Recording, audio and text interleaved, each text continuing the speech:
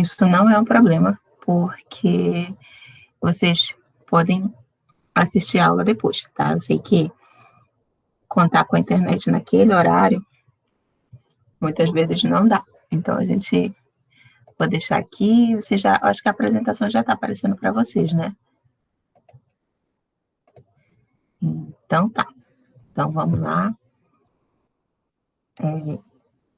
Começar o assunto novo de hoje, que é bem tranquilo. A gente vai falar hoje um pouquinho sobre os requisitos não funcionais.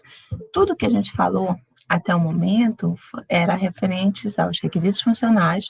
Aí vocês fizeram documento de visão, vocês fizeram o protótipo, vocês fizeram os casos de uso, que eu ainda vou dar uma olhada, que eu deixei a aula gravada para vocês, né? Vocês fizeram, tudo isso era relacionado às funcionalidades. Aí, vocês também viram regra de negócio, que a gente viu na aula anterior, e a regra de negócio é algo à parte, que são os requisitos relacionados a questões que existem no mundo real, mas que elas existem no mundo real, e aí a gente precisa levar para o sistema. E aí a gente precisa implementar, porque ela existe no mundo real, se a gente não cumprir isso no sistema, então o sistema não vai atender. E hoje a gente vai ver os requisitos não funcionais. E o que eles são? De cara, a gente vai dizer tudo que não é funcionalidade, tudo que não é requisito funcional é o não funcional. E aí aqui tem a listagem do que a gente já venceu até agora, a gente já viu documento de visão, já viu protótipo, já viu regra de negócio, já viu glossário, já viu o caso de uso, que é o passo a passo e o diagrama de caso de uso, e agora vai ver os requisitos não funcionais. Ele tem um objetivo, que é colocar restrições antes e durante o processo de desenvolvimento. Mas que restrições são essas? São restrições relacionadas à parte tecnológica, não relacionadas em si à parte das funcionalidades do sistema, mas sim restrições tecnológicas do sistema relacionadas à parte de segurança, de usabilidade, de confiança, recurso, tempo. Então, os requisitos não funcionais, eles estão relacionados a restrições que o sistema tem que ter. Só que, como a gente já comentou, os requisitos não funcionais, deixa eu passar esse barulho, eles têm uma característica de o usuário não vai falar para a gente é que vai ter que instigar o usuário a falar. Então, por exemplo, o sistema só permitirá o acesso aos dados com autorização. O sistema terá um procedimento de autorização de usuários, nos quais tenham que se identificar usando o login e uma senha. Somente usuários autorizados terão acesso ao sistema. Então, o que é isso? É um requisito não funcional de segurança.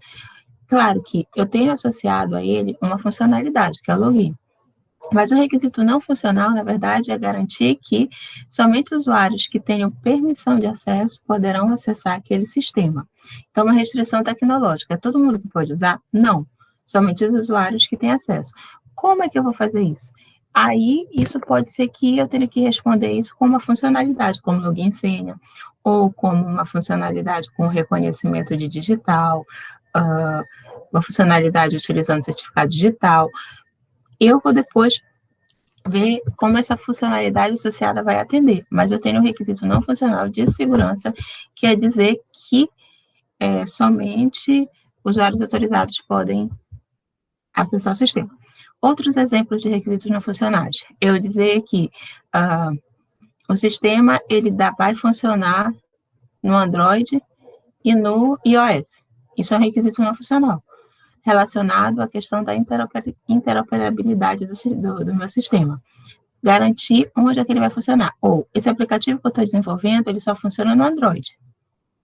Isso é um tipo de requisito não funcional. Você vai ter que dizer para o seu cliente as restrições tecnológicas que o seu sistema vai operar. Quantos usuários podem estar acessando o sistema ao mesmo tempo? Você vai precisar definir isso, porque isso é um requisito não funcional que implica em algumas funcionalidades que vocês vão precisar fazer, mas você vai precisar garantir, porque é bastante comum sistemas que, ok, isso é uma beleza no dia a dia, mas quando tem um pico de usuários usando ao mesmo tempo, o sistema cai. O que é isso? É o requisito não funcional da quantidade de usuários simultâneos que ele não atendeu. Quando se pensava em requisitos não funcionais, até lá para 76, logo quando se começou a desenvolver software, relacionavam os requisitos não funcionais à qualidade de um software. Então, requisitos não funcionais, eles não eram relacionados a restrições, e sim à qualidade que o sistema tem que ter. O sistema é bonito, o sistema é rápido, qualidade. Depois, o Davis, ele propôs uma classificação dos requisitos não funcionais relacionados à portabilidade do sistema, à confiabilidade, à eficiência. Mas o que é seguido hoje é essa classificação aqui de Somerville, que diz que os requisitos não funcionais eles estão ligados a 3 tipos de requisitos: requisitos de processo, requisitos de produto e requisitos externos. Os requisitos não funcionais de produto, eles estão relacionados a 6 itens principais: usabilidade, confiabilidade, segurança, eficiência, desempenho e capacidade. Quem é que vai dizer isso?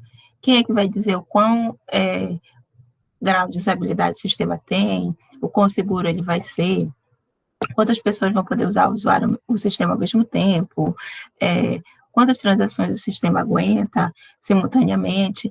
Isso tudo é o analista de requisito que vai definir. Só que aqui a gente precisa verificar que o quê? Quando vocês estiverem fazendo esses requisitos não funcionais, vocês já serão bacharéis em sistema de informação e já terão recebido uma quantidade maior de informações de outras disciplinas. Por quê? Porque algumas definições daqui dos requisitos não funcionais vão depender de informações que vocês vão receber nas disciplinas mais avançadas, de redes, de avaliação de desempenho, de banco de dados. E aí, aqui a gente vai conhecer esses requisitos, mas sabê-los definir, isso vai depender muito depois de algumas disciplinas que vocês vão fazer ao longo do curso. Vocês são da turma de 2018, então eu acho que algumas disciplinas dessas vocês não fizeram, algumas disciplinas vocês ainda vão fazer. Então, por exemplo... Oi? É só uma dúvida, tipo assim, esse ano tinha falado sobre a quantidade de pessoas, eu já tinha lido sobre isso também, que é o material que você não colocou. Imagine que eu tenho um site e aí eu fiz ele para comportar 10.000 pessoas, por exemplo.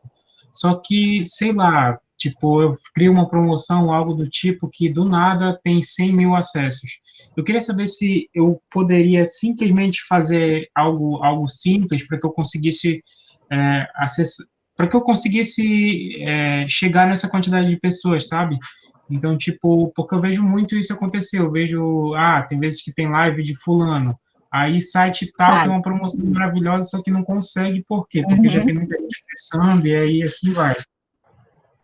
Aí, o que isso pode ser feito? Quando a gente vai, se for um site, por exemplo, a gente vai hospedar esse nosso site no servidor. Algumas características relacionadas à disponibilidade vão estar relacionadas ao software, mas outras vão estar relacionadas ao servidor onde aquele sistema está hospedado. Então, por exemplo, você pode...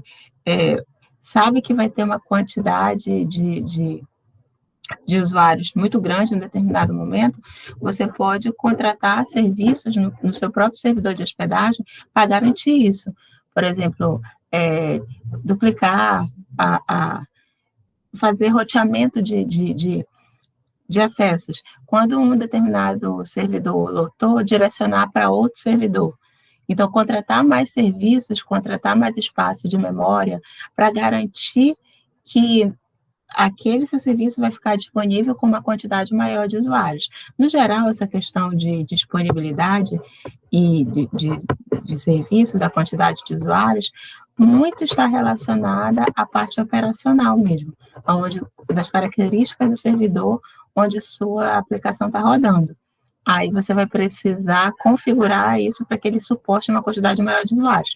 Tudo está relacionado ao servidor? Não, algumas características são da sua aplicação. Por exemplo, dependendo da forma que ele foi implementado, ele pode estar consumindo muita memória.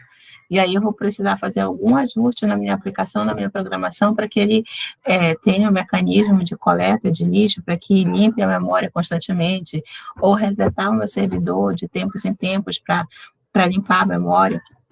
Eu vou ter que criar mecanismos para que o meu sistema ele consiga suportar uma quantidade maior de usuários, seja alterando configurações de servidor de hospedagem, seja alterando algumas características da minha programação. Mas pode fazer isso, por exemplo, quando tem votação do Big Brother.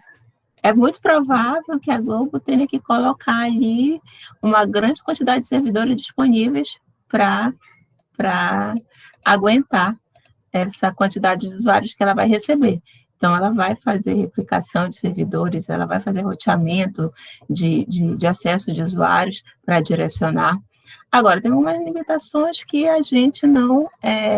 que a gente vai precisar, por exemplo, escrever que não é de nossa responsabilidade.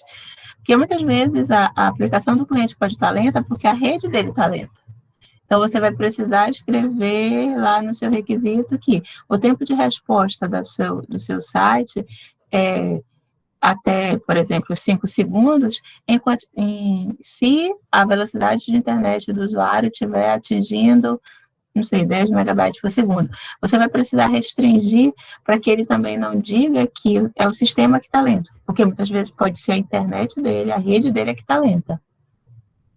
Marcos Okada perguntou, esses mecanismos é que são os não funcionais? Exato.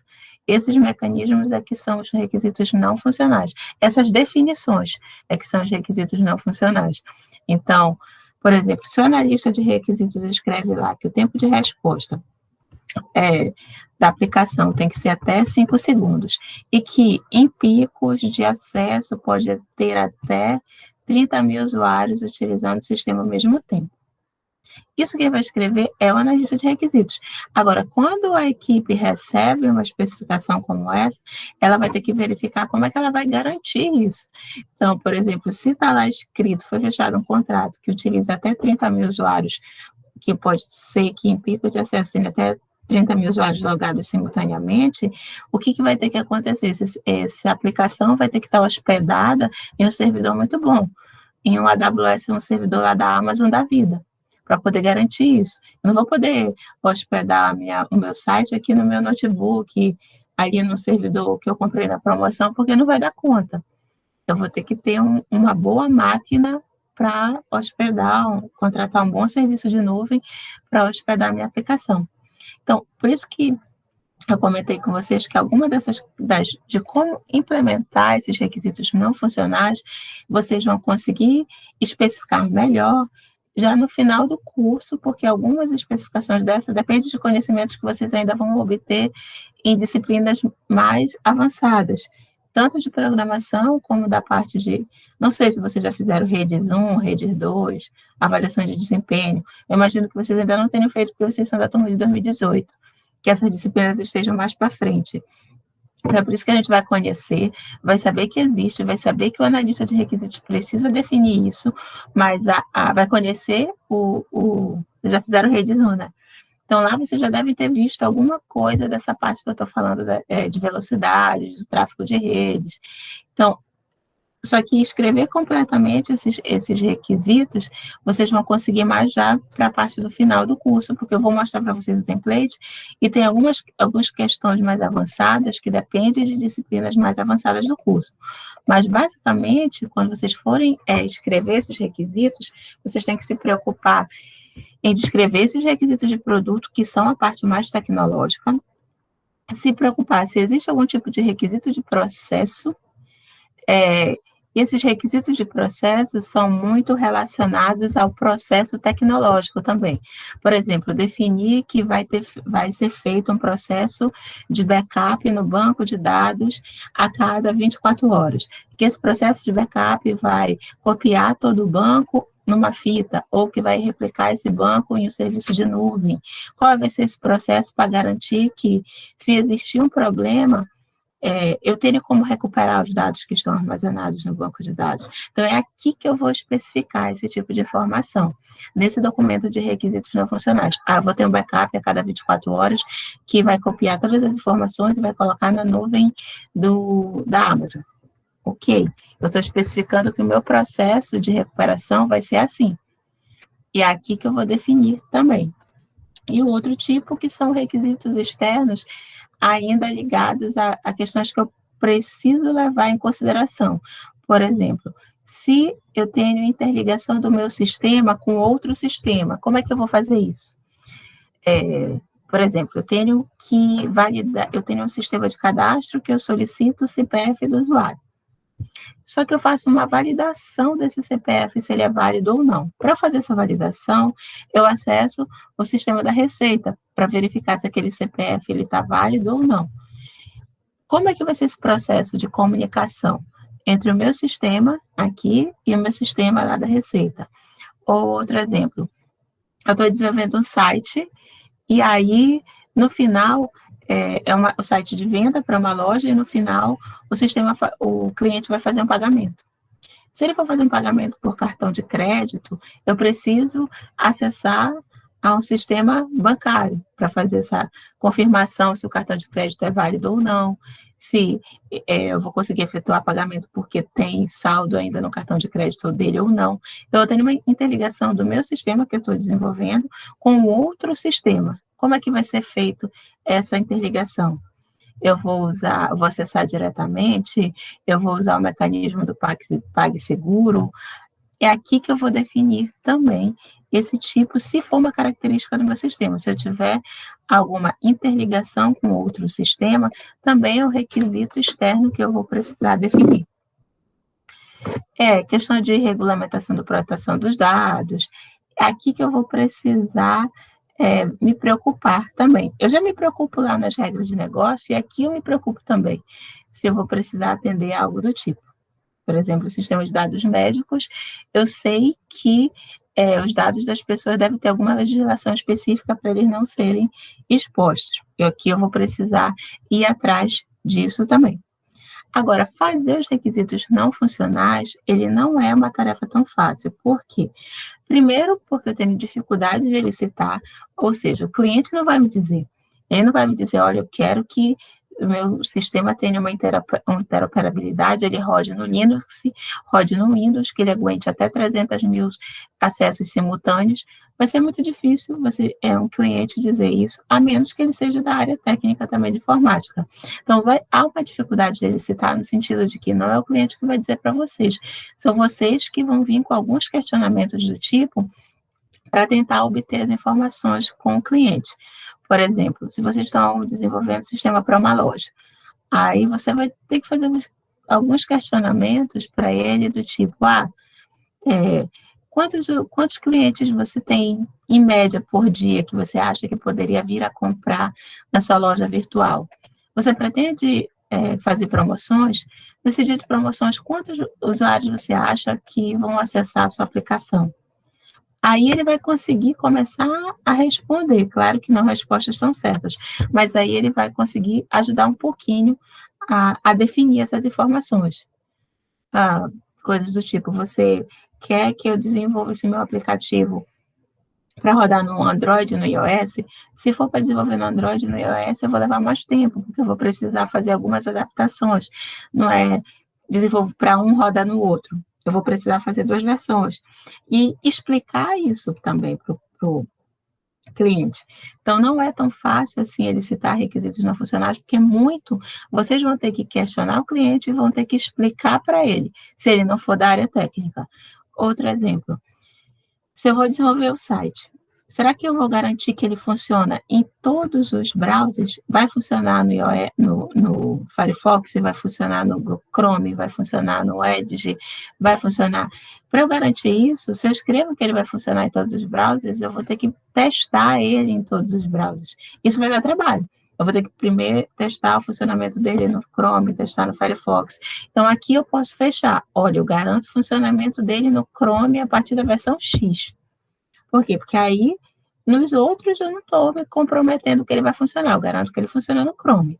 Então, aqui, definir esses requisitos não funcionais, eles têm essa característica dessa dificuldade de licitar com o cliente, porque, de cara, são vocês que vão precisar provocar alguns questionamentos para ter algumas informações. O cliente, na sua maioria, ele está muito mais preocupado com os requisitos funcionais. Aqui, os funcionais, ele vai conseguir dizer, olha, eu quero que tenha um cadastro assim, que tenha um relatório assim, que ele seja dessa cor. Isso é mais tranquilo para o cliente dizer. Agora, essa parte mais tecnológica, essa não. Então, por isso, essa dificuldade de licitar. A outra aqui, ele impõe limites relacionados ao projeto. Então, e ninguém gosta de limite, né? Nem a gente. Mas aqui a gente vai precisar colocar alguns limites e aí vai precisar de algumas habilidades de negociação para fechar esses limites com o cliente, do tipo, olha, eu vou garantir que ele funciona nesse browser. Eu vou garantir que ele funciona até 1.000 usuários. Se der 1.001, eu não garanto mais o funcionamento dele. Então, eles são algumas limitações tecnológicas. O Marcos comentou aqui que, dependendo da empresa, ela já tem os seus programas e sistemas já definidos, sim. E também, dependendo da empresa, se vocês forem trabalhar nessa empresa, pode ser que esses limites já venham da empresa. Olha, aqui só roda Linux, aqui o único banco de dados é o Oracle, aqui só pode ser definido, ser desenvolvido segundo esse padrão. Então, pode ser que a empresa já tenha alguma coisa assim. Diga, Paulo. Professora, eu acredito que cada uma das aplicações, ela gera custos tanto para quem está querendo fazer essa aplicação ou para quem vai estar produzindo ela. Eu queria saber com a senhora, assim, com toda a sua experiência, com tudo que a senhora já sabe sobre ciência da computação, sistema de informação, quanto a senhora estima que uma pessoa teria que investir, assim, inicialmente? Por exemplo, eu quero fazer um site que seja, sei lá, para um comércio de varejo, de roupa. Aí, o que acontece? Eu queria saber da senhora quanto, assim, que eu teria que investir, porque eu já vi algumas coisas, algumas aplicações, por exemplo, para Android, que pelo menos a pessoa tem que investir pagando o console do Google, que é $25. Uhum. E aí, tem outras coisas que ela, porventura, pode pagar ou não, que é um banco de dados ou algo do tipo. E aí, assim, eu queria só que a senhora me estimasse, por exemplo, quanto eu teria que fazer esse investimento, entendeu? Para que eu sei que depende muito do que aplicativo, de qual vai ser o sistema que eu vou rodar ele, mas, assim, no geral, vamos supor que eu vou criar algo para que seja uma aplicação web, que seja uma aplicação para dispositivos móveis. Quanto a senhora estima que eu gastaria, assim? A tua pergunta, tu mesmo já foi dando alguma resposta no sentido de ser difícil de responder, porque depende de muita coisa mesmo. Digamos que tu opte por desenvolver só com software livre. Então, tu já tira o peso das licenças. Mas aí, tu vai ter que ter um banco de dados livre, a tua linguagem de programação vai ter que ser livre, aí tu já tira esse custo. Mas aí tu vai ter que pagar uma licença, se for um Android, se for iOS, a licença é mais cara. Tu vai precisar hospedar essa tua aplicação em um determinado servidor, e aí varia muito grande, a variação é muito grande de preço. Se tu queres um servidor que vai te dar mais garantias, tu vai contratar a Amazon, por exemplo. A Amazon cobra em dólar, tem um pacote básico lá deles, que eu acho que é $50. Só que quando a gente transforma para real, já são R$300. Então, aí, mensalmente, então, tu já tem um custo ali do teu servidor onde tu vais hospedar. Diga, assim, no mínimo, tu tem o custo do servidor onde tu vais hospedar, que tu podes ir para do mais barato, de um local web até a Amazon, dependendo do que tu queres gastar e da segurança que tu queres ter, né? E as escolhas vão variar muito dependendo também se tu vai usar software livre ou não. O banco de dados, se tu for usar um banco de dados pago, um Oracle da vida, tu vais pagar a licença em dólar, mais caro. Mas tu pode usar um MySQL, tu pode usar um Postgre, que são livres. A linguagem de programação é do mesmo jeito. A maioria é livre, mas alguns componentes, às vezes, a gente precisa pagar. Então, isso varia muito mesmo do que tu queres fazer. Inicialmente, se tu queres só começar, usar software livre, pegar um servidor mais barato, um local web da vida, e aí tu não vai gastar tanto, não. No mínimo, não sei nem chutar, mas inicialmente tu não vai precisar investir, vai ser só nesse servidor e na licença. Mas depende muito do teu cenário. Tipo assim, outra coisa, já colocando isso junto, essa garantia que eu dou para o meu cliente, eu, enquanto graduando, eu tenho assim, tipo assim, essa responsabilidade, eu posso chegar para o meu cliente e dizer para ele, olha, eu vou fazer isso e tal. Antes de eu fazer isso, eu tenho que me garantir, porque se eu fizer e der cagada, eu estou ferrado, né? Tudo vai depender do teu contrato, né? Teu contrato que tu vais assinar com ele. Provavelmente, tu vai ser responsabilizado se algo não ocorrer. Correto, não der certo. Quanto à questão de ser graduando, a área de computação ela não é uma profissão regulamentada, então a gente não tem conselho. Ou seja, toda pessoa pode exercer. Então, tu pode ser um graduando e desenvolver e vender ferramentas sem problema nenhum. É diferente de um médico que não pode atender enquanto ele ainda é formado, né? Mas a gente, como não tem um conselho, a gente não tem restrições para atuar na profissão, mesmo antes da formatura, não. E só que isso abre um leque grande, né? O engenheiro pode atuar como analista de sistema, o próprio médico. A gente não tem essa regulamentação na nossa profissão, não. Olha só, eu sei que a senhora está sendo nossa professora agora e que a senhora nunca teve contato com a gente, mas a questão que eu queria lhe perguntar se teria possibilidade é de caso a senhora fazer uma análise, porque eu vi que a senhora tem aliás, é mestrado e doutorado na área de ciência da computação. Então, eu acredito que a senhora tenha muita experiência. Eu só queria saber se teria possibilidade de futuramente, vamos supor que algum de nós criou algo e aí gostaria de que a senhora testasse, eu gostaria que a senhora visse quais são os requisitos que ainda são necessários, ou algo do tipo. Eu queria saber se a senhora poderia nos auxiliar, se caso isso um dia acontecer. Com certeza, com certeza. Um caminho para vocês são as próprias empresas júnior, criar uma empresa júnior mesmo no curso, e aí começar a prestar esse tipo de serviço. Assim, tem coisas que são muito básicas, desenvolver o site. Desenvolver o site, considerando aquela pergunta que tu me fizeste, é quase custo zero, assim, fora a parte de hospedagem, né? Pode desenvolver um site lá no WordPress da vida, vender e atender a necessidade do cliente, se for um sistema simples. Então, isso é tranquilo, até incentivo vocês, criem, se quiserem, assim, criar uma empresa júnior em Oriximiná, ou alguém de vocês abrir um CNPJ e já começar. Já tem, Nada impede. Já tem? Não? Sim, aí tem aqueles sites que já vêm prontos, né? O Wix e tudo mais. Então, a senhora meio que orienta aí para esse caminho, então, desse site. Para começar. É um caminho mais seguro para começar. Claro, para começar, não é, vou fazer um super aplicativo que tem 30 funcionalidades, cheio de regras de negócio, cheio de requisitos não funcionais. Isso é um caminho que é mais complicado para começar. Para começar, eu acho que dá para fazer esses sites, até porque eu acho que deve ter um mercado ainda que demande isso, né? Principalmente agora, de venda de produtos, aplicativos. Do mesmo jeito que tem esses templates para sites, já também tem muito template já para aplicativo, que já tem muita coisa pronta que vocês só customizam. Então, para começar, é muito reaproveitar coisas que já vêm prontas, a gente compra, mesmo que compre, né, um template lá de um aplicativo, começa a programar, já vende. Para iniciar, eu acho que você não precisa iniciar por algo tão grande, não. Podem começar fazendo sites, esses aplicativos mais simples, isso já dá para começar. Só responder aqui uma pergunta do Matheus, se as empresas têm programas e sistemas definidos, têm uma facilidade ou um modo para fazer mudança caso necessário, ou tem que seguir essas pré-definições. Se a empresa já tiver algo definido, é melhor seguir, na verdade, vai ter uma regra na empresa dizendo, sigam esse padrão. E às vezes isso acontece mesmo, por exemplo, vocês passam no concurso para trabalhar numa Receita Federal, num SERPRO, numa Polícia Federal. Lá já é tudo definido. Você vai chegar lá, já vão dizer, olha, a linguagem de programação aqui é essa, o banco de dados é esse, essas pré-definições já vão vir prontas para vocês. Agora, vocês vão criar a empresa de vocês. Vocês que vão vender o sistema de vocês, aí quem vai definir as regras são vocês mesmos.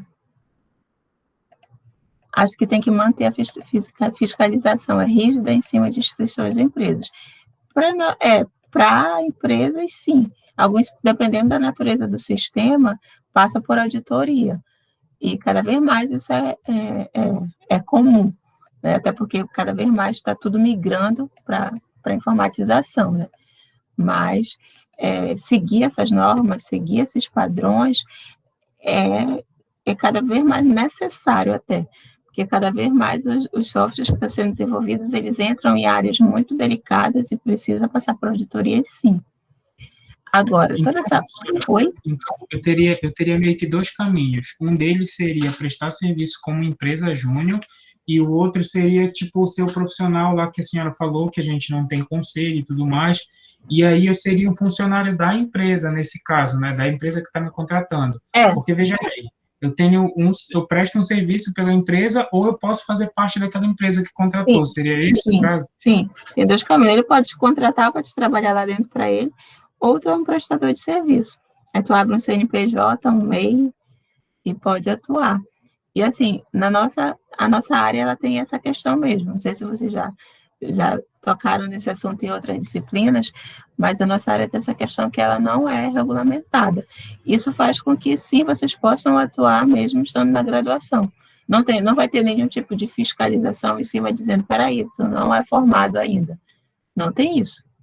Não, por a gente não ter conselho. Pensando nisso, tem duas vertentes, né? Pela empresa júnior, a gente tem todo as declarações que nós temos que fazer para o governo, assim como o Okada acabou de colocar aí sobre a fiscalização, tem muitas coisas que a gente tem que prestar contas, assim como a gente tem que contribuir para a empresa. Então, se caso a gente decidir por prestar o serviço diretamente, então a gente vai ser contratado como pessoa, como se fosse um funcionário. Sei lá, uma empresa que tem funcionários lá que vendem roupa.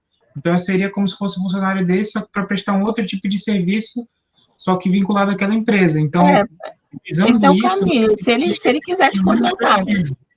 Seja mais lucrativo, porque eu vou ter, se eu tiver essa ligação entre empresa e a outra empresa, eu acredito que a burocracia vai ser muito maior, que vai fazer com que isso acabe dificultando ainda mais esse processo.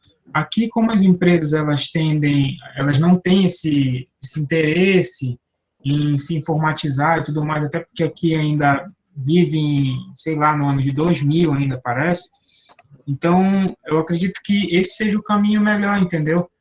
Por mais que não tenha esse incentivo das empresas, mas essa dificuldade toda que acaba trazendo para eles acabam meio que perdendo interesse, entendeu? Então, por isso que eu acredito que esse serviço prestado diretamente como funcionário da empresa seja muito melhor do que eu não estou dizendo aqui que o pela empresa júnior seja ruim e tudo mais, mas eu estou dizendo que pelo nosso público ser de uma forma como a gente já tem uma ideia, eu acredito que seja mais fácil prestar serviço dessa forma.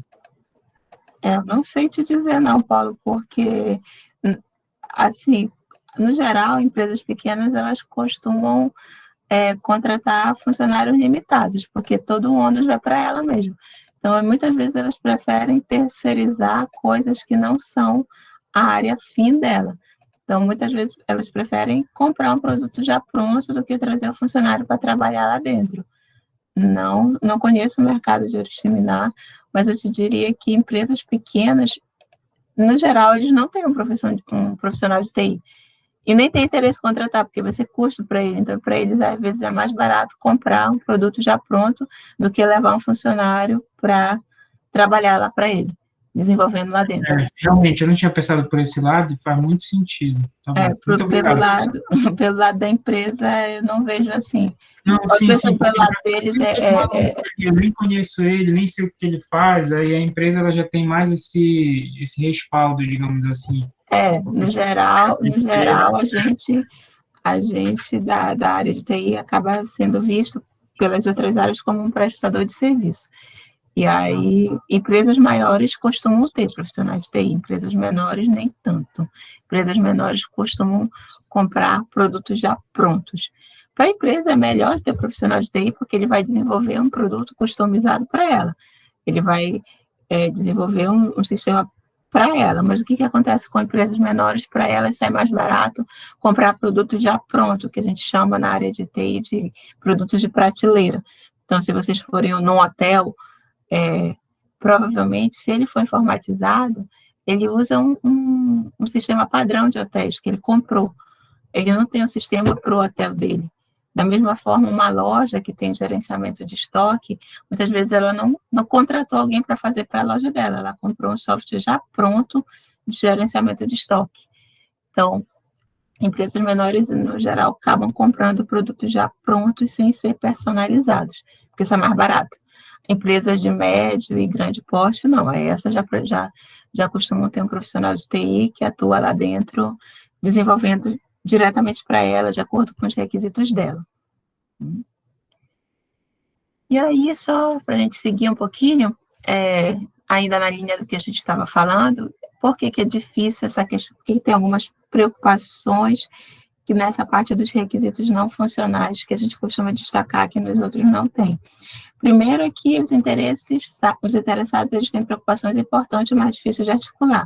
Ou seja, ele quer que o sistema dele seja rápido, ele quer que o sistema dele consiga rodar em tudo quanto é sistema operacional, ele quer que se aconteça algum problema, ele consiga recuperar os dados, mas dificilmente ele sabe articular e falar sobre isso. Então, acaba ficando mesmo para o analista de requisitos fazer esse papel. No geral, esses requisitos não funcionais, eles estão relacionados a objetivos críticos do negócio, ou seja, se não estiver funcionando, vai dar ruim, né? Então, como o exemplo do Paulo, uma empresa vai lá e lança uma promoção. Se no dia da promoção o sistema cair, vai comprometer o negócio dele, a confiança que as pessoas têm no negócio dele. No exemplo lá do que está na moda, do Big Brother, se a Globo abre a votação e ninguém consegue votar no dia porque caiu, isso vai comprometer o negócio dela, que é vender esse entretenimento para as pessoas ali e garantir uma quantidade de usuários. Então, compromete quando um requisito não funcional não funciona, às vezes compromete mais do que uma funcionalidade não funcionando. Então, ok, deu erro aqui no cadastro. Beleza, vamos resolver. Agora, ninguém está conseguindo acessar o meu sistema. Ou deu um problema e a base de dados foi corrompida e eu não consigo recuperar. Imagina o SIGA dar um problema e aí some com todo o histórico, com toda a nota de vocês, com toda a vida de vocês dentro da instituição. Porque o que todas as notas, o histórico, as disciplinas que vocês cursaram, o que falta está tudo ali dentro daquela base de dados, né? Acontece alguma coisa, a gente espera que o requisito não funcional seja cumprido e que eles consigam recuperar. Então, quando dá um problema no requisito não funcional, isso acaba sendo muito mais crítico para o negócio do que uma funcionalidade dar um erro. Uma coisa é a gente tentar acessar alguma coisa e dar um erro para a gente. Aí a gente pega, daqui a pouco volta e está funcionando. Outra coisa, o sistema todo parou de funcionar. Certo? Então, por isso que eles são tão críticos assim, porque eles estão relacionados às características essenciais do sistema. Segurança, desempenho, funcionalidade. Então, eles, defini-los corretamente, é uma das tarefas mais críticas do analista de requisitos.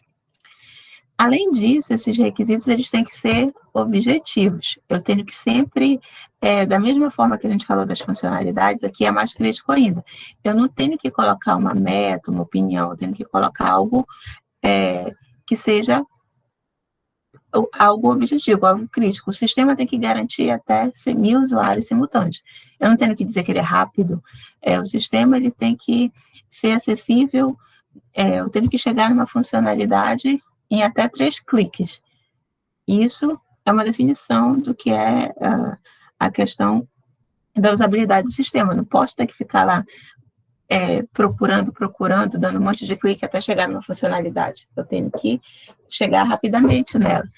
Então, ele tem que ser objetivo no sentido de descrever algo que seja fácil, factível, né? Fácil de ser testado, factível.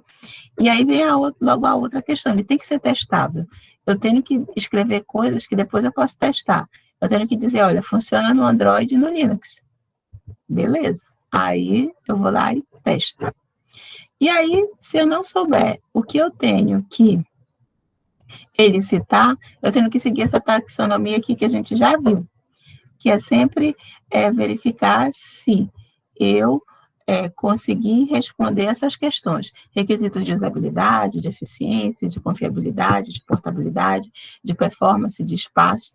Esses aqui é que eu tenho que olhar e os meus requisitos não funcionais eu tenho que escrever pensando que eu preciso responder essas questões aqui. Essa é a taxonomia. Claro que alguns eu não vou ter a resposta e vai ficar em branco, mas, no geral, eu tenho que me preocupar em escrever sobre esses itens aqui, quando eu for escrever meu documento, certo? E aí, professora, e aí, como é que eu faço para escrever isso aqui? Deixa eu apresentar, ver se está aberto aqui. Não, deixa eu abrir aqui.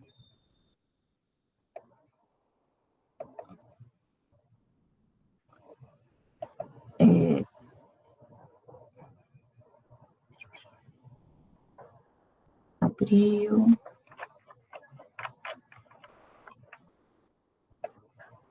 Deixa eu compartilhar de novo. Eu deixei lá para vocês um exemplo de um requisito não funcional preenchido, tá? E por que eu não vou pedir para vocês preencherem esse documento? Porque, como eu falei para vocês, tem muitas informações que eu poderia deixar esse aqui e vocês iriam copiar, porque são informações que vocês ainda não, algumas que vocês ainda não viram disciplinas a respeito. E aí é por isso que, por exemplo, na parte de integridade dos dados, disponibilidade, medida de tempo, rotinas operacionais, são algumas questões que vocês vão ver em disciplinas de sistemas operacionais, de redes. Isso aqui, redes, eu vi que vocês já viram, né? Achei que vocês ainda não tinham visto. É questão de performance. Vocês vão ver muito lá na disciplina de avaliação de desempenho. E aí, tempo de resposta. De novo, é avaliação de desempenho. Vocês vão ter que relacionar com algumas questões de redes. E aí, padrão de programação. Definir qual é que o padrão que vocês vão utilizar. Vocês já viram alguma disciplina de programação, mas eu acho que vocês talvez ainda não tenham visto o ciclo completo dessa disciplina de programação. Então, o documento de requisito não funcional, o analista ele preenche um template como esse, onde ele vai responder questões sobre usabilidade, nível de habilidade do usuário, presença de ferramentas de auxílio. Tudo que está em negrito é padrão. E o que não está são as respostas que o analista de requisitos deve preencher. Por exemplo, presença de ferramenta de auxílio. O analista de requisitos aqui vai dizer, olha, vai ter um manual de usuário e vai ter uma ajuda. Desempenho de inicial, e aqui ele vai dizer, olha, a tela tem que carregar em até X segundos. Qual é o tamanho da tela? Qual é a integridade dos dados? Como é que eu vou garantir que os meus dados são íntegros? Aí aqui nesse template, nesse modelo, ele responde, que vai garantir isso é o banco de dados Postgre. E aí, essas são as questões que são respondidas no documento de requisitos não funcional. Então, está o documento já disponível para vocês, mas a tarefa de preencher esse documento, eu não vou pedir justamente por isso, porque tem alguns elementos ali que, para vocês preencherem realmente, corretamente, levando em consideração todos os detalhes, precisam de informações de disciplinas que vocês ainda não tiveram. Mas fica o template e fica a questão que, quando vocês forem desempenhar essa atividade, é preciso que algumas dessas questões fiquem acordadas com o cliente. Pode ser que não seja nesse nível de detalhe aqui que está nesse documento, mas tem que ser no nível que, pelo menos, vocês digam lá no documento, em algum lugar tem que estar escrito a quantidade de usuários que o sistema vai aguentar, o tempo de resposta dele, quais são os sistemas operacionais que ele vai rodar, para que depois vocês, na hora da assinatura do contrato, quando for entregar o sistema, o cliente saiba o que ele pode cobrar e o que ele não pode cobrar. Se lá tem escrito que só são 1.000 usuários simultâneos, ele não pode querer fazer uma promoção num dia ter 10.000 usuários e querer que o sistema funcione, porque vocês não garantiram isso. Certo? Diga, Paulo. Aí essa quantidade de pessoas eu só vou conseguir determinar quando eu ver qual é o público do meu cliente e ver quanto aquele servidor vai poder me disponibilizar também. É isso? Isso. Primeiro, tu vai ver o público do teu cliente. Beleza, ele vai dizer, olha, no máximo eu tenho 100 usuários simultâneos. Aí tu vai estudar os servidores onde poderiam ficar disponíveis aquela aplicação. Aí tu vai olhar, olha, se ele só tem 100 usuários, o local web aqui de graça me atende. Beleza, vou hospedar lá. Agora ele te diz, não, eu tenho 10 mil usuários e quando eu faço promoção, pode ser que chegue a 50 mil. Às vezes, espera lá, eu preciso de um servidor mais robusto. Eu vou ter que contratar aqui o da servidor da Amazon. É da Amazon, né? O top. O top é. Acho que hoje em dia eu acho que a AWS é o mais. E aí, dependendo do que ele oferece, tem os vários planos, né? Tem planos mais baratos, tem planos muito caros. E aí, essa questão de. Só que quando a gente paga um plano mais avançado, tem uma série de coisas que eles já garantem para a gente. Eles já garantem a integridade dos dados, eles já garantem backup, eles já garantem a quantidade de usuários, eles já garantem a parte de rotear o servidor de acordo com a quantidade de usuários, de replicar os dados. Então, dependendo do que o usuário passa, aí a gente vai ter que ir atrás de um servidor que faça essa hospedagem para a gente, que consiga garantir. Ou, se for numa empresa, verificar se o servidor da empresa vai conseguir garantir isso, ou se vai ser preciso indicar que naquele projeto, além de tudo, ainda vou ter que comprar mais um servidor para atender o cliente. Então, vejo que o analista de requisitos ele é a pessoa que ele, no primeiro momento, quando a gente começou a ver a disciplina, a gente pensava, vai só lá anotar o pedido, saber o que o cliente quer. Não, precisa ser de alguém da área de TI, porque existe uma série de definições que precisa do conhecimento da área de tecnologia para fazer. E uma das principais é essa, de garantir essa parte dos requisitos não funcionais. Beleza? Ficou claro a questão de requisitos não funcionais? Então, os requisitos funcionais, tudo relacionado. Só uma última pergunta que não tem a ver muito com isso, é só uma pergunta pessoal. A senhora é muito feliz, assim, a senhora é muito feliz onde a senhora está, tipo assim, no cargo de professora? A senhora, hoje em dia, a senhora se considera feliz por estar nesse cargo? Felicidade é algo muito, depende, é algo muito difícil de definir, né? Tem dia que tu tá, tem dia que não, tem dia que... Mas eu não fui só professora, né? Eu estou professora agora, mas antes eu trabalhei 3 anos na Prodepa, que é a do Estado, e trabalhei 10 anos no SERPRO, que é o Serviço Federal de Processamento de Dados, nessa parte de desenvolvimento de software. E agora eu estou como professora na UFOP. Mas o conceito de felicidade é complicado. Eu acho que felicidade tem dias que tu vai estar mais, tem dias que vai estar menos, tem dia que tu vai gostar, tem dia que não vai. É muito... Se a senhora pudesse fazer um balanço entre os empregos que a senhora teve, qual foi o que a senhora se sentiu melhor, assim? Não que a senhora estivesse feliz sempre. Qual foi que a senhora... Eu acho que depende. Tudo que na vida tem um lado bom e um lado ruim. Ao lado de professor tem muitas coisas que tu sempre está aprendendo, tu tem a oportunidade de passar por várias áreas, trabalhar com projetos de pesquisa diferentes. Na área de desenvolvimento de software, às vezes tu fica feliz quando um software compila, quando tu entrega para o usuário um software da forma que ele pediu. Então, tu vai encontrando realização no que tu estiveres fazendo.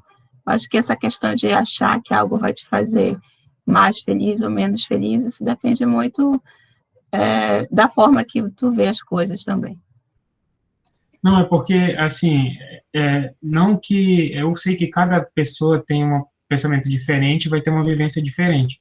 Só que a gente, enquanto universitário, pelo menos eu busco me basear no que as pessoas que eu conheço que são da área, ou a vivência delas, entendeu? Porque a gente aqui, na nossa região, a gente tem pouco contato com isso. Então, o pouco que a gente tem, pelo menos eu busco sempre saber quais são as experiências da pessoa, porque eu acredito que vai ser muito difícil a gente trabalhar em algo que não vai deixar a gente, pelo menos, um pouco feliz. Eu sei que tem estágio de felicidade, mas pelo menos algo que nos faça saber o que a gente está fazendo e gostar daquilo, entendeu? Então, por isso que eu faço esse tipo de pergunta, e não é nada pessoal, é só porque a gente busca um caminho. E só para... E também tem muito a minha visão das coisas, né? Eu acho que que a felicidade depende muito da forma que a gente enxerga as coisas, né? Então, a atividade de programação te deixa feliz? Não sei, se tu estiver trabalhando numa empresa que o teu chefe é horrível, que teus colegas são horríveis, não vai te deixar. Então, isso tem muitos fatores que dependem. Agora, a outra questão em relação a realmente estar no local que parece mais distante, eu acho que a vantagem também da profissão da área de TI é que ela está em todo lugar hoje em dia, né? Então, você pode estar em Oriximiná desenvolvendo para o Google, porque o trabalho remoto vai chegar de alguma forma. Enfim, eu acho que ela te abre um leque de possibilidades também. E também não é só a parte de desenvolvimento, não. A parte de desenvolvimento é a minha experiência.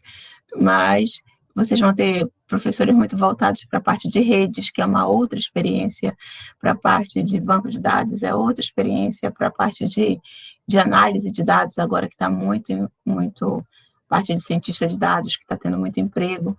Então, eu acho que a vantagem dessa profissão também é que ela te permite experimentar muitas coisas dentro dela. Assim, tu não vai ser só uma coisa, né? Então, tu está ali, mas daqui a pouco tu pode virar a chave e fazer outra coisa. Então, acho que isso é uma vantagem também. Diferente de outras que tu sempre faz aquilo. Eu acho que a profissão da parte de tecnológica, ela te dá essa oportunidade também de não se sentindo feliz fazendo aquilo, conseguir mudar e fazer outra coisa diferente dentro da própria profissão. Então, acho que isso é uma vantagem também da área de TI. Por exemplo, essa disciplina de análise de requisitos que vocês estão fazendo. Tem gente que só faz isso na vida e gosta.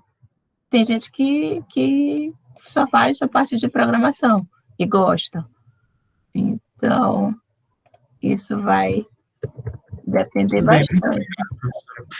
Só para fechar, deixa eu ver se eu acho um negócio que eu estava vendo ontem aqui. Antes de ir para a parte chata, que é a parte do trabalho de vocês. A segunda avaliação, né? Vocês que podem deixar trabalho para vocês, né? Não deixar vocês passarem o final de semana livre. Deixa eu ver aqui se eu acho que eu estava olhando aqui.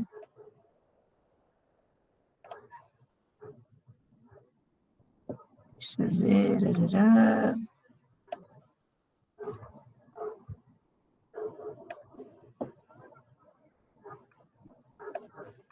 Achei o que eu queria. Era só para exemplificar para vocês a diferença, a várias possibilidades. Aí tem o Nick, uma empresa do Belém que está contratando. E eu tinha visto isso hoje. E aí, se vocês tiverem interesse lá para depois olhar, é uma oferta e aí eles vão colocando a quantidade de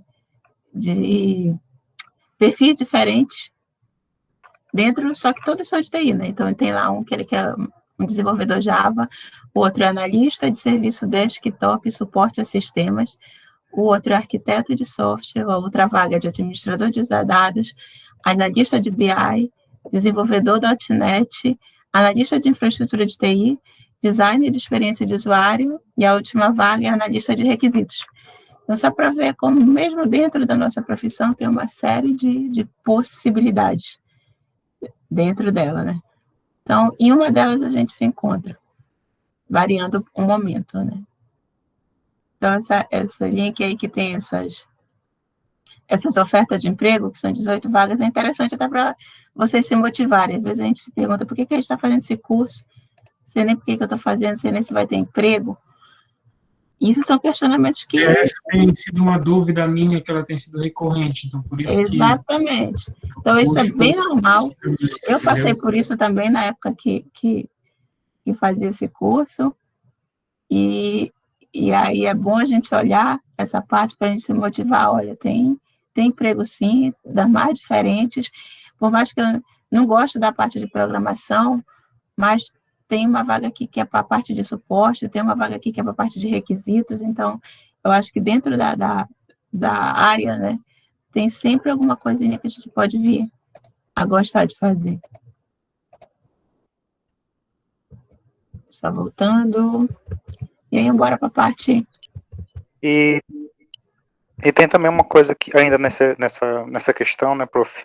Tem uma coisa que eu percebi bastante olhando no LinkedIn, por exemplo, é que das várias vagas que tem para a área de TI, tem muitos requisitos que eles pedem que a gente acaba deixando passando. Então, não é uma questão de que não tenha vaga, é que tem muita vaga, mas os requisitos que eles pedem a gente às vezes nem tem conhecimento, porque são requisitos novos que vão pedindo. Por exemplo, criar API, criar esse tipo de negócio novo que estão pedindo bastante.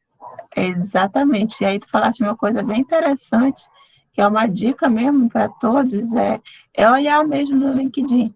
Essas ofertas de vagas, é interessante ver o que eles pedem, porque muitas dessas coisas também, às vezes, a gente não vai receber na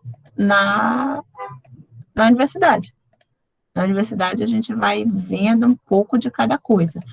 E aí, a gente, por exemplo, a gente vai aprender programação, mas, assim, saber programar para API, provavelmente não. Aí a gente vai ter que estudar por conta própria para conseguir. Então, é interessante olhar essas vagas do LinkedIn para ver o que sempre eles estão pedindo, porque é isso que foi comentado mesmo. Constantemente muda. Porque eu estava falando da parte boa da nossa profissão, mas uma parte que é boa e é ruim é essa questão da mudança, porque a gente fica desatualizado muito rápido também. Então, se a gente parar, daqui a pouco a gente olha para aquilo, meu Deus, que sopa de letrinha é essa? Eu não sei mais nada. Então, também isso é uma característica da nossa profissão, essa mudança constante também das coisas, é muito rápido. Então, por isso que acompanhar o que está sendo pedido é interessante. E é bom também, até porque às vezes a gente acha que essa matéria é chata, aí a gente olha ali, olha, tem vaga para fazer isso? Não acredito que tem vaga para ser analista de requisito? Tem. Não acredito que tem vaga só para ser banco de dados? Tem. Então, é interessante ficar olhando ali, porque a gente vai identificar alguma coisa e a gente pode se aprofundar no que eles pedem ali no mercado de trabalho, porque nem tudo que pede no mercado de trabalho a gente recebe na universidade, não. A universidade, ela sai pincelando várias coisas, dá um pouco de muita coisa, mas não se aprofunda em nada, assim, de mergulhar mesmo, isso fica por conta de cada um mesmo, depois, né? Enfim, voltando aqui para o nosso assunto chato do final de semana. Orientações para a segunda avaliação. Primeira avaliação, vocês já sabem, entrega dos trabalhos. Segunda avaliação. O que eu estou pedindo e como a gente vai negociar aqui para ver como a gente pode adaptar. E eu estou pedindo uma apresentação de 5 minutos, onde vocês apresentem um problema, deem uma proposta de solução, coloquem lá no slide, ou na forma que vocês forem apresentar, necessidades e funcionalidades dessa solução. Não precisa ser lá no formato do documento de visão, mas eu quero que vocês coloquem a necessidade que precisa ser resolvida e as funcionalidades. Coloquem algumas telas principais. Preciso fazer protótipo para tudo? Não. Por exemplo, vou fazer um software aqui que vou propor que o meu sistema vai ser um aplicativo de entrega. Vou fazer ali uma tela do cadastro de produtos e do pedido e do cadastro de usuário. Tá ótimo. Só as telas principais. Quais são as principais regras do sistema de negócio do sistema de vocês? E bem aqui tem uma repetição. Eu escrevi 2 vezes protótipo de telas principais. Desconsidere. E eu acabei de parar a apresentação sem querer.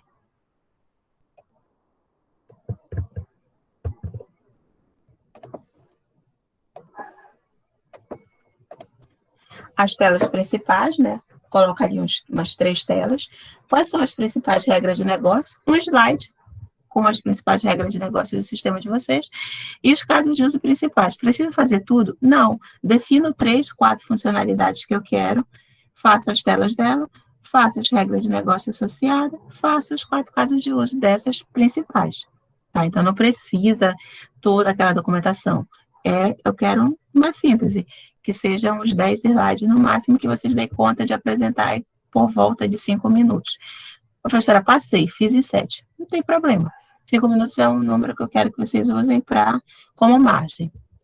Para não ser uma apresentação longa. Né, professora, que gravou um vídeo e depois compartilhou com a senhora, né? Isso. Aí, como é que eu faço? Dupla individual. A recomendação é em dupla. Por quê? Porque vocês viram que, apesar de eu estar pedindo os principais, tem trabalho ali para fazer. tem que ter ideia, tem que fazer as telas, tem que pensar na documentação, então a minha recomendação é que seja em dupla, mas pode fazer individual, tá? Minha internet é ruim, posso gravar minha apresentação e enviar antes? Na verdade, eu recomendo fortemente que vocês façam o vídeo e no dia apresentem o vídeo. Coloquem lá no YouTube ou me mandem o vídeo que a gente apresenta no vídeo. Por quê? Porque a internet não dá para contar com ela, né? Pode ser que no dia esteja ruim e se vocês deixarem para apresentar na hora, caia. Então, eu recomendo que seja no formato de vídeo. Ah, professora, não deu para fazer um vídeo. Beleza, no dia apresenta, assim como eu apresento aqui o slide para vocês. Não tem problema. Forma de entrega. É uma atividade avaliativa lá no Classroom, que já está até criada. Então, vocês vão colocar lá o slide de vocês e o link lá no Classroom, se tiver. Critério de avaliação. O que eu vou olhar para avaliar? O problema e a solução proposta, se está completo, ou seja, se vocês atenderam tudo que eu pedi ali, se está correto, se o que vocês colocaram ali está correto, se a regra de negócio é uma regra de negócio mesmo, se o caso de uso está certinho, e a apresentação realizada. Então, esses são os 4 itens que eu vou avaliar para nota de vocês. Data de entrega. Segunda-feira, 26 de abril, aqui no horário da nossa aula, a gente vai ver a apresentação de cada um. Que problemas são esses? Que soluções são essas? Isso aqui é meramente ilustrativo, só para vocês terem ideia de como seria essa questão do problema e da solução. Por exemplo, um problema, eu quero apontar as ocorrências na cidade e acompanhar a solução. Exemplo de ocorrência, buraco na rua, alagamento, sujeira, falta de água. Eu quero um aplicativo que eu possa dizer o problema que está ocorrendo e a prefeitura vá lá e verifique. E diga quando vai resolver e se vai resolver. Então, qual é a solução? Um sistema para registro de problemas pela sociedade, envio para o órgão responsável de atendimento e acompanhamento das soluções. E aí, isso seria a definição do problema e da solução. Aí vocês pensariam nas funcionalidades para atender isso, nas telas que teria, e qual seria a regra de negócio? Uma regra de negócio possível aqui. Somente serão aceitos problemas com imagem, por exemplo, para que as pessoas não usem corretamente o sistema. Um exemplo. Outro exemplo de problema, acompanhamento dos casos de Covid na cidade. Um sistema para registro e acompanhamento das pessoas monitoradas, internadas, acompanhamento por bairro, alerta de aumento de casos. Então, isso seria uma possível solução para um sisteminha de acompanhamento de casos de Covid. Só que isso aqui é o que vocês vão fazer? Não, na verdade, é só para vocês terem uma ideia do que seria esse problema e dessa solução. Já no grupo, tem questões que foram apontadas lá, que professora, estou com dificuldade, eu não tenho computador para fazer o slide, eu não vou conseguir gravar o vídeo. Então, o que a gente pode fazer de alternativa? Se vocês conseguirem fazer um vídeo com um celular mesmo, explicando qual é o problema, qual é a solução, mostrar o desenho com a tela, também é aceito. Pode fazer isso. Eu tentei, mas não consegui. Faz um documento, pelo menos, com esses itens e faça a narração do que é o sistema que está sendo apresentado. A ideia é o que eu estou pedindo para vocês. Defina o problema, definam a solução, definam os protótipos, que podem ser feitos até aquele de baixa fidelidade que a gente viu, que é o desenho. Então, isso tentem adaptar. O que eu estou pedindo, em geral, é aquilo, mas eu sei que tem uma série de dificuldades, então aí vocês podem ir adaptando. Se eu não conseguir de jeito nenhum, posso lhe mandar um documento que atenda isso? Pode. Me justifica lá que não deu e manda só o documento. Mas o que eu quero que vocês tentem, só no limite de que não deu mesmo, aí beleza. Aí tentem adaptar ali o que eu pedi. Se tiver alguma dificuldade, me manda um WhatsApp para relatar, que a gente pode costurar uma solução nesse sentido. Mas a ideia da atividade é essa, é uma apresentação, para quem conseguir, uma apresentação gravada em 5 minutos, no formato de vídeo, que contemple isso.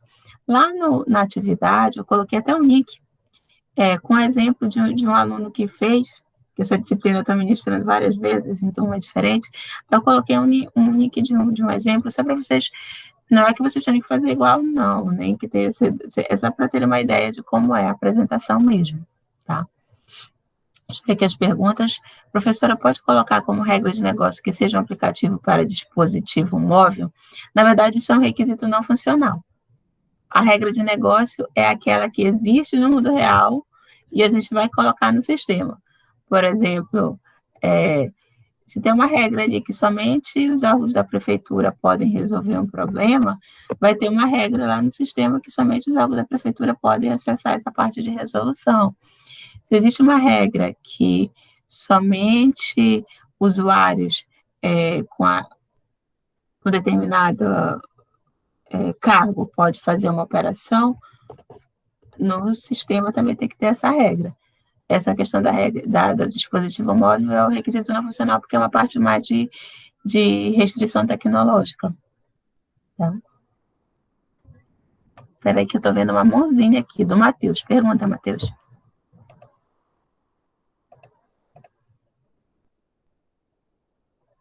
Eu acho que foi não, de aí professora, era só para... para... Sim, exato, era de bem antes. Desculpa. Era de bem antes. Mais alguma pergunta, dúvida?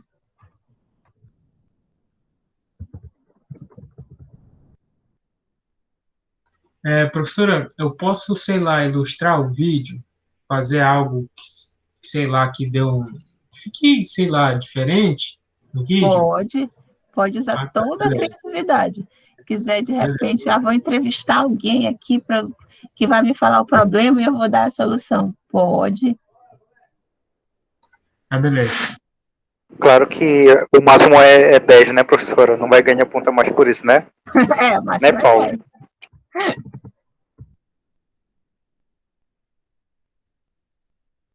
Não, mano, eu só almejo 7, tá tranquilo pra mim. 10, não, acho que eu não chego nesse nível, não, cara. E aí, você já tem a atividade do final de semana de vocês já está garantida ali com essa diversão que eu deixei para vocês. Então, é isso, gente. Passem essa informação. Agora nós já estamos em 8. Passem essa informação, se vocês tiverem o grupo que não seja da disciplina, pode passar, que assim, esse é o norte, mas dá para adaptar. Não conseguiu fazer, tente pensar numa outra forma mais simples e fácil. Importante a gente fazer, tá? Professora, pode colocar como... Não, cadê? Mas posso colocar no formulário de visão? Não posso? Pode. Que quer colocar lá no formato de documento de visão? Pode. Pode colocar lá a imagem, sim. Beleza? Então, é isso, gente. Então, a gente se encontra segunda-feira para ver o resultado do trabalho de vocês aqui. Para quem for fazer os vídeos, eu espero que todos consigam, a gente vai mostrar aqui os vídeos de um em um aqui na sala, tá? Todo mundo tem que ver o que cada um fez, beleza? Então, é isso. Bom fim de semana, bom trabalho para todos e fiquem em casa para fazer o trabalho.